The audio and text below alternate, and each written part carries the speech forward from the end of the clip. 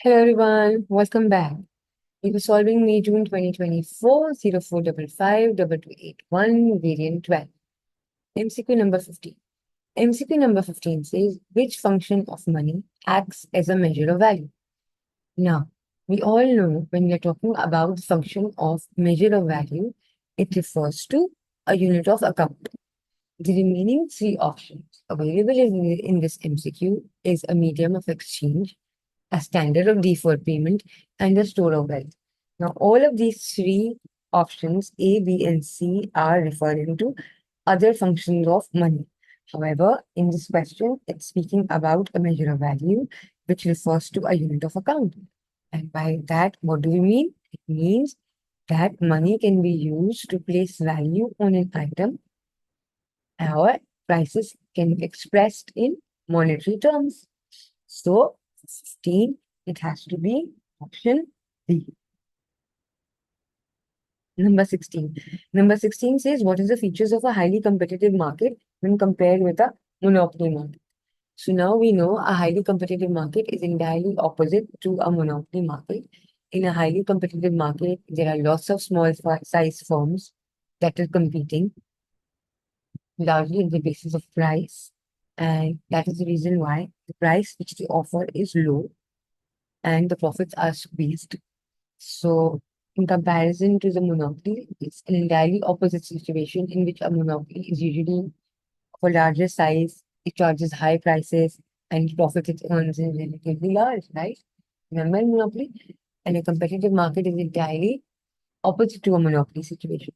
So, in a competitive market, the prices are low. So, you can chop A and B because they say the prices are high. So now we are left with option C and D. What about the profit? Profit is also low in a competitive market, right? Why? Because there are too many small firms competing. So the profitability has to be low. So for 16, it has to be option D. Number 17. Number 17 says, what is not a role of a central government in a mixed economy? So this means out of the four option available, there would be only one which a government would not be performing when we're talking about a mixed economy, and the remaining three would be performed by a central government in a mixed economy. So let's look at the option. Providing demerit goods. B says providing merit goods. Option C says providing public goods. And D says stabilizing the economy. Now, we all know when we are talking about the role of a central government in a mixed economy, so we are talking about all those functions which a private sector is not willing to perform. This means what? That a government would be providing merit goods, it would be providing public goods, and it would be taking in steps to intervene in order to stabilize the economy. So all of these are which the government would be performing, right? So these a government would be performing. However, it's the provision of demerit goods which a government would not be doing. It's the provision of demerit goods which the government would not be doing because a government discourages the production or the consumption of a demerit good, right? So for 17, it has to be option A. The key to solving this question is focus clearly on the key term that is highlighted. In this question, it was not. So that time only you should realize that out of those four options, three would be which a government would be performing, out of which there would be one out of the four which a government would not be performing. Let's look at number 18. Number 18 says a government wishes to prevent deflation. Now, before I proceed, first tell me what do we mean by deflation? Deflation is negative inflation. And by that, what does I mean? What do I mean? Deflation is negative inflation or a sustainable fall in the prices of goods and services, right? So now what is the government wanting to do? It wants to what? Prevent deflation. It wants to stop deflation. It wants to put a stop to deflation. So now they are saying which combination of policies would be most effective in achieving this aim. Now, a government wishes to put a stop to negative inflation. So, what should it do to its interest rate and to its spending in order to put a stop to deflation? Right?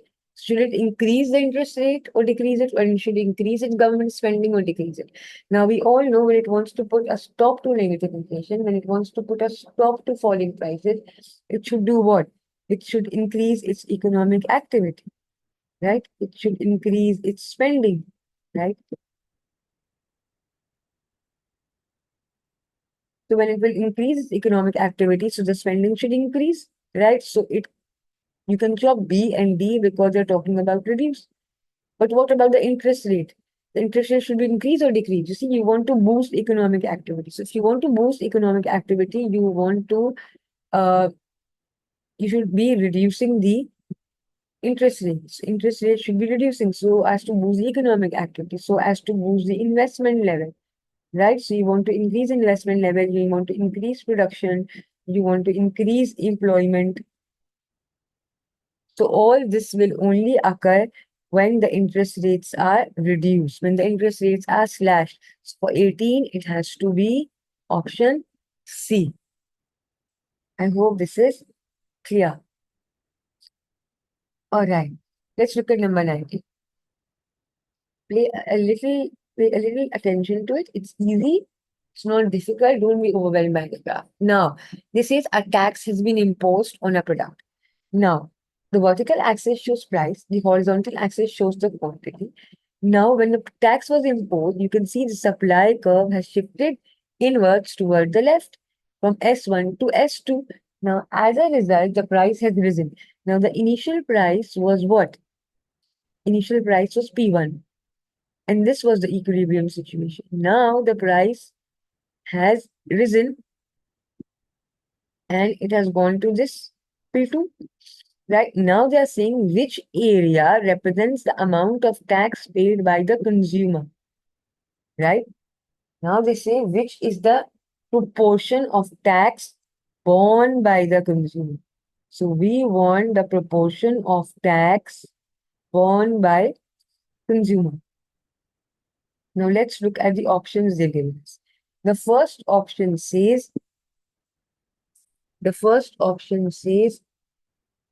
HP1FG. HP1FG is option A. Now, this is HP1 and FG. This is HP1 FG. Now, this proportion is the region which is borne by the producer.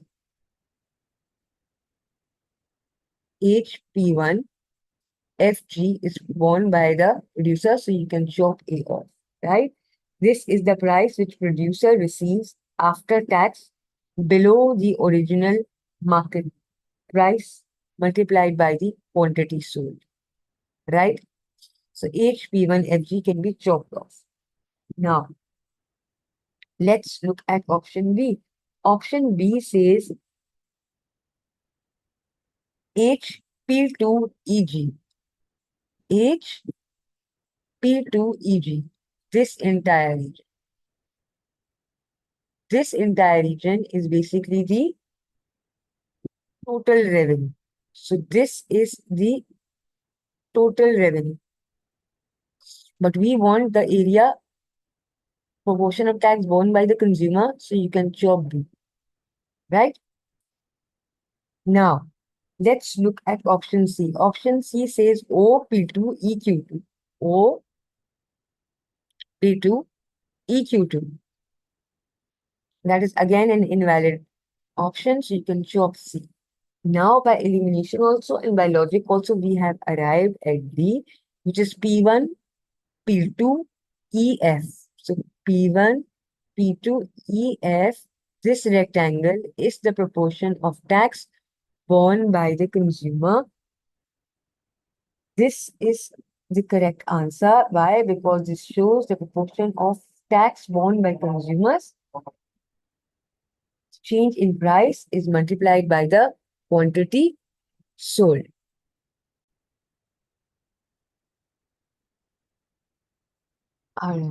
MCQ number 20. MCQ number 20 says which statement about supply side policy is correct?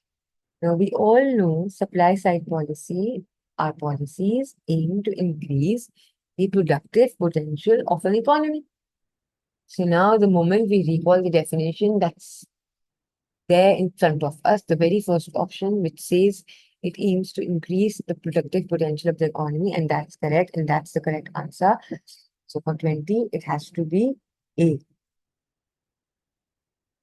20 is D and 20 is D.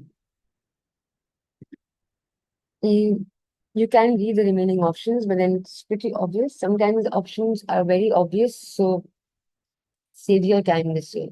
This is the reason why I tell all my students to keep their definitions and concepts clear so that it will help you save time in solving those questions which are a little tricky or which require calculation, right?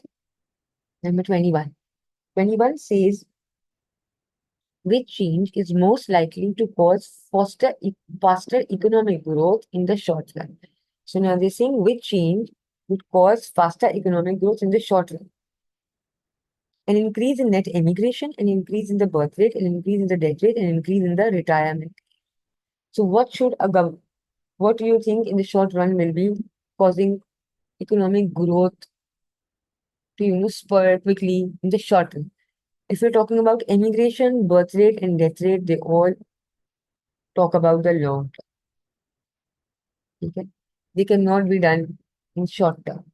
It's only option D, an increase in the retirement age, that will quickly bring in changes in the form of economic growth that will contribute towards faster economic growth. If you increase the retirement age, let's for instance, if it was 17 your country and you rose it to, let's say, 18, right? So it will quickly add on to and contribute towards economic growth, right? The rest of the remaining options are will bring in their effects in the long run. So you see their positives or their advantages being enjoyed by the economy for the long run. Immediate effects won't be able to bring. But here in this question, we are asking about the short run. So you see, in each question, there's always a hint in it's for you to identify that keyword so as to arrive at the correct response. So for 21, it has to be D. All right. Number 22. How is the pattern of employment likely to change when a country becomes more developed?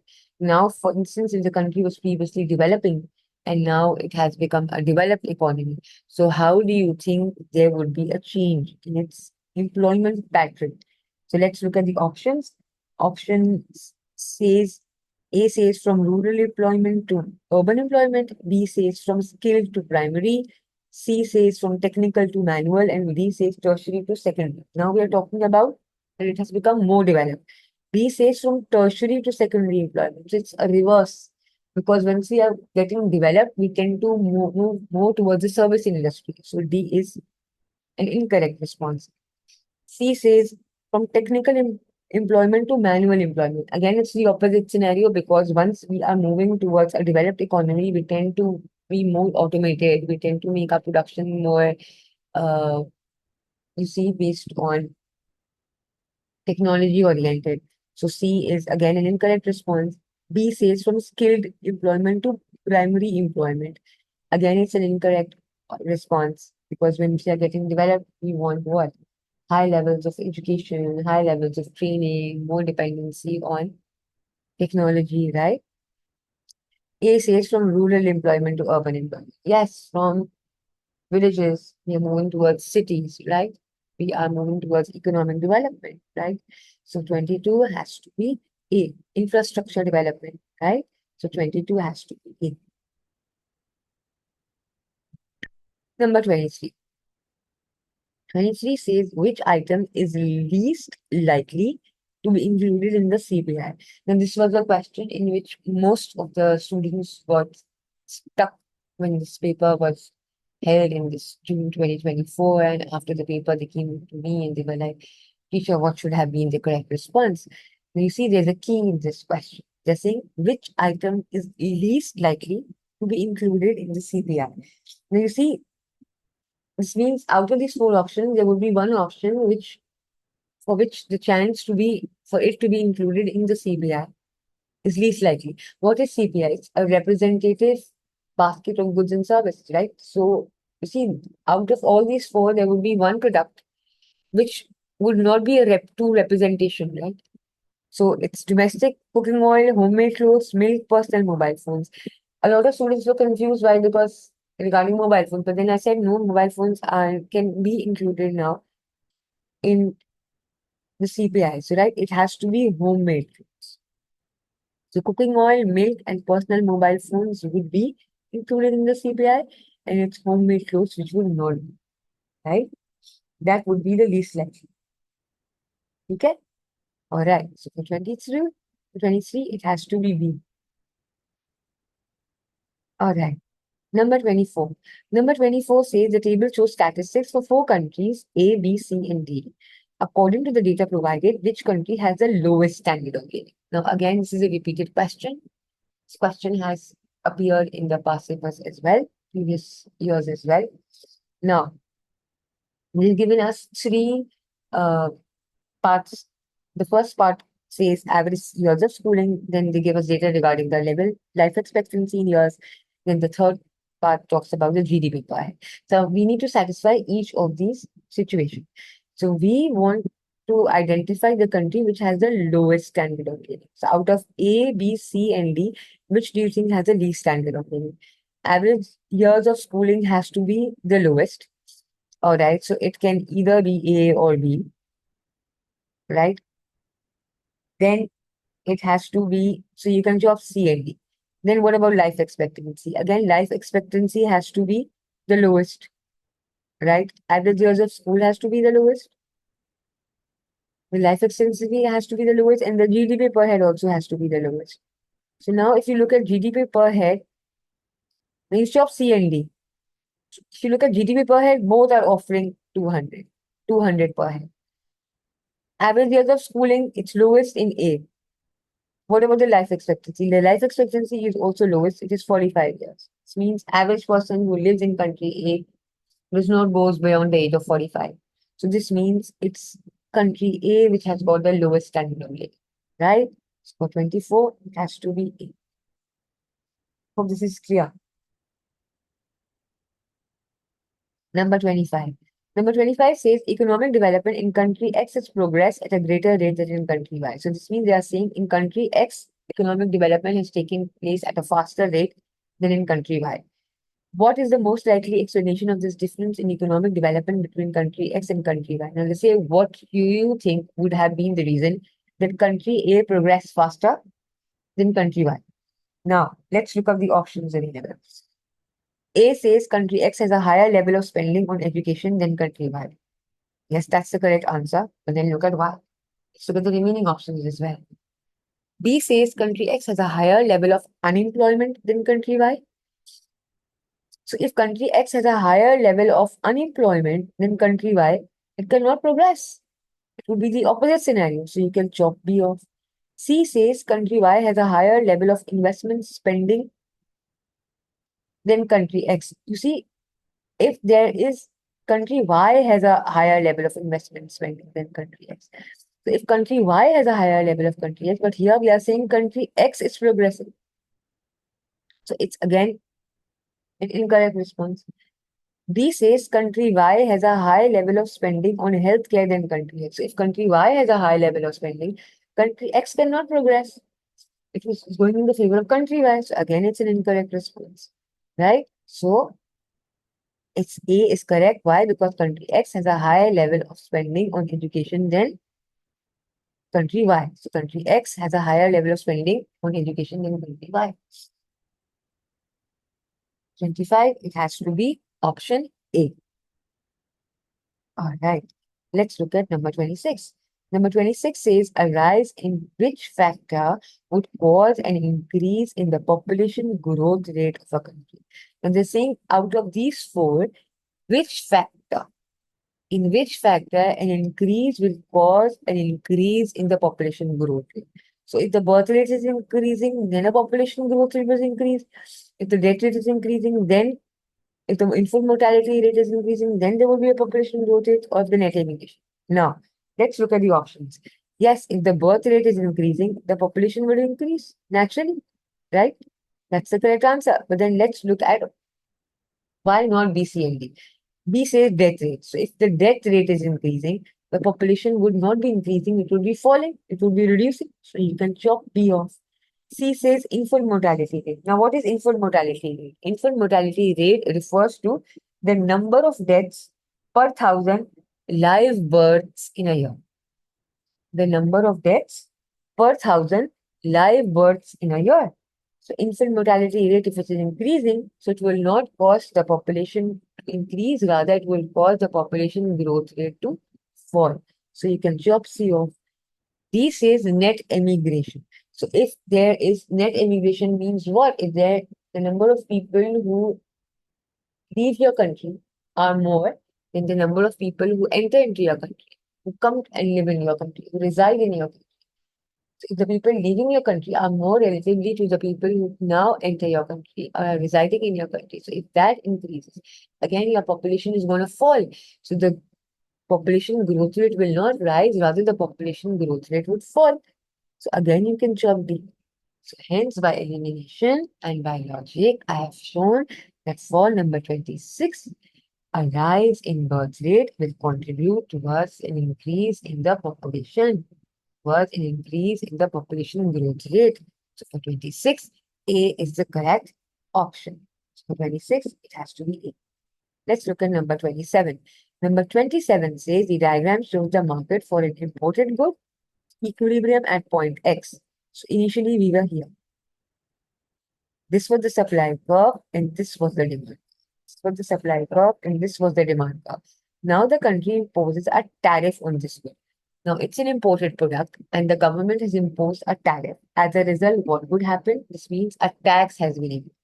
So now when a tax has been imposed, there would be no change in the demand. However, now the good has become expensive and the supply curve will shift inwards. So now the supply curve will be S1.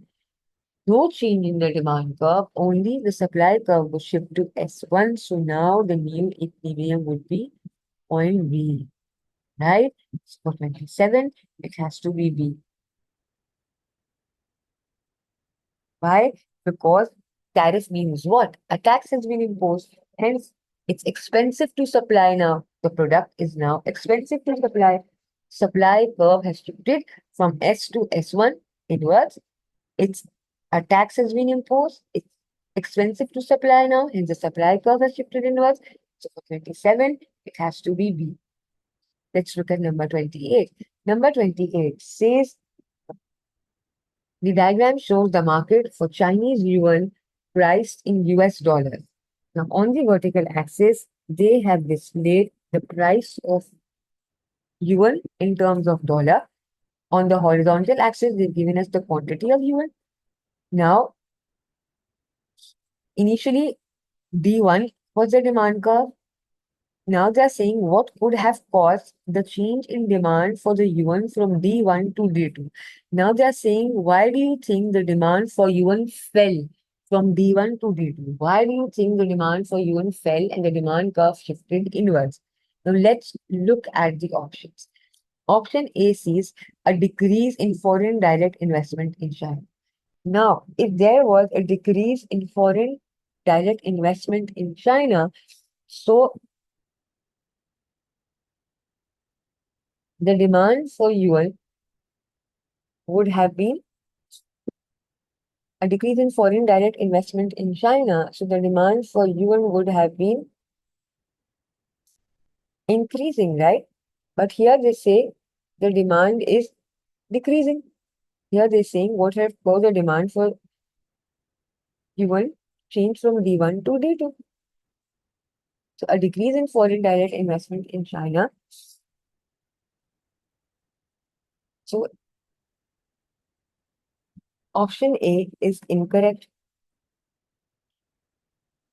C says an increase in the buying of yuan by central bank. So if the central banks were buying more yuan, so the demand for yuan would have increased. So the demand for yuan would have increased. But here we are saying that the demand curve is falling. So you can chop C off. D says an increase in the Chinese interest rate. So if the Chinese interest rate would have been increasing, if the Chinese interest rate would have been increasing, then there would have been an increase in demand for yuan. But here, the demand for yuan is falling. So it's an incorrect response. So you can chop. So you can chop this off as well. D. Now, option B says a decrease in the level of tariffs levied by China on imports. B is correct since there are now less tariffs. So now less yuan is now required. Hence, because now the level of tariffs levied by China on imports has reduced. So now the government, the importers would be requiring less yuan to be converted into dollars, right? Because the tariffs is reduced. So now they will be requiring less yuan to pay for their imports because less yuan will be required to be converted into dollars to pay for the imports. The demand for yuan would fall. So for 28, it has to be B. All right. Let's look at number 29. Number 29 says the table shows the average rate of the UK pound to the US dollar. That is the amount of dollars that can be bought with 1 pound, right? So they means what? Initially in year one, 1 pound was equals to $1.64. In year two, 1 pound was equals to $1.52. In year three, 1 pound was equals to $1.35. In year four, pound was 1 pound was equal to $1.25. So now if you look at it constantly, what is happening to pound is that the pound is depreciating, right? The pound is depreciating, which means what? That the exports are getting relatively cheaper and the imports are getting dearer. Now they are saying what is a likely effect of this change on the UK economy. So because of this depreciation, what do you think should have been the impact on UK's economy? Now let's look at the option. A says decreased cost push inflation. So now if the pound is depreciating, cost push inflation is wrong because cost push inflation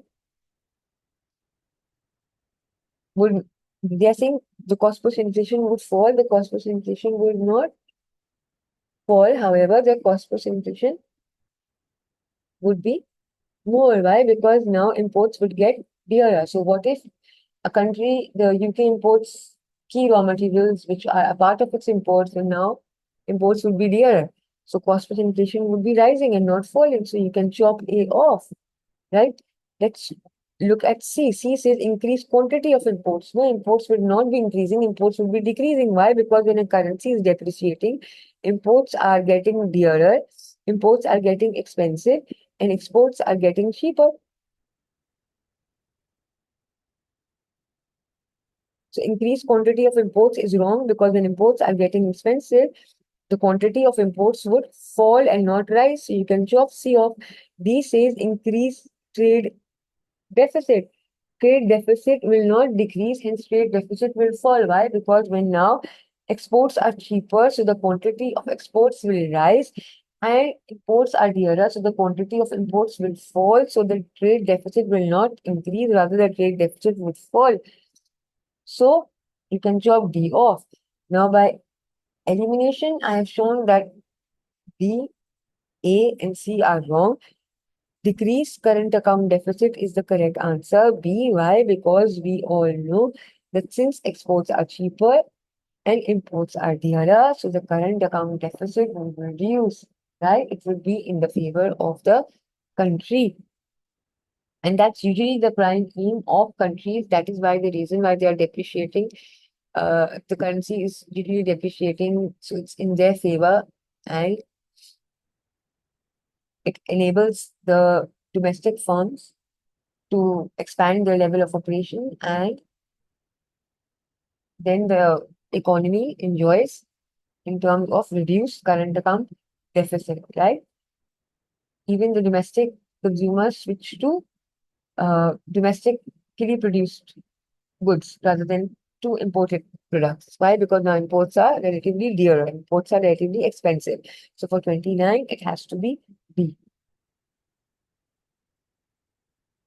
All right. Number 30. Number 30 says the table shows components of Japan's current account balance in trillion yen for 2 years. Again, this is a repeated question. Now, the key to answering this question is look at the options available. Now, the first option says which balance improve between year one and year two. So now let's look at the options and then we'll come to the answer. Year one says it's year one and year two. And the first column says balance of goods. Now, they're saying it has the balance of goods improved. In year one, it was negative 1.61. In year two, it was negative 5.23. This means what? That the deficit has worsened. The balance of goods has worsened, right? So you can chop A off. Balance of services. Now, balance of services in year one was negative 1.76, the deficit. And in year two, it rose to negative 2.33. So again, it worsened. So balance of services is option D. You can chop D off. Balance of primary income. Now, balance of primary income in year one was 14.04. It was positive. In year two, it was 13.55. So it fell. Though it was positive, yet it fell. Again, it worsened. So balance of primary income did not improve. It worsened. So you can chop B off. Balance of primary income is option B here. So you can chop B. Balance of secondary income. Balance of secondary income in year one was negative 1.11. In year two, it was negative 1.02. This means what? That the deficit reduced. Though it was still negative, yet the size of the deficit reduced. This means it improved. The balance of secondary income improved. So for 30, it has to be C. It's not tricky, it's logical. Go by the options and then tally the column to the options and you'll arrive at the correct response. All right. So I hope you've all understood, you all enjoyed solving this paper with me. Wishing you all best of luck for your paper one. I will be mentioning one of my tutorials that I had made earlier and shared with you all. It's a quick recap of how to go about for solving paper one. It has got tips and tricks. I'll mention it in the description of this video only. So go into the detail in the description. Within it only, I'll mention that link. Go over that YouTube tutorial that I made earlier, and inshallah, you will be good to go in solving your paper one. That's on Tuesday. Wishing you all the very best. All my prayers are with you all. Best of luck. Take care.